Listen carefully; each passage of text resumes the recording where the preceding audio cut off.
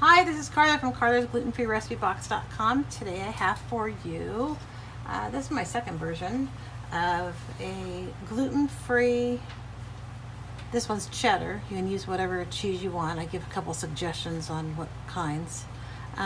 Anyway, cheese and ham scones. And it's the easy version where you just do it all in one pan. So I'm just about to slice this one up.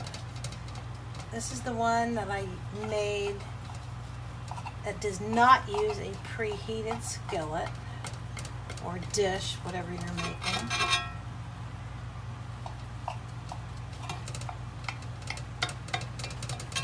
And you can just, rather than having to deal with making individual scones or cutting it up and rebaking it, it's not cut all the way through, then you can just bake it all in one container. It's fast, it's easy. This one's piping hot.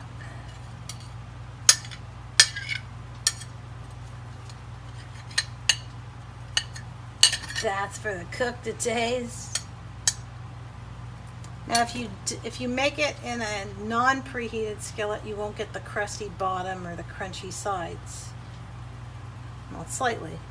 But if you like the crunch on it, then definitely preheat your skillet. Get the recipe at glutenfreerecipebox.com with a membership.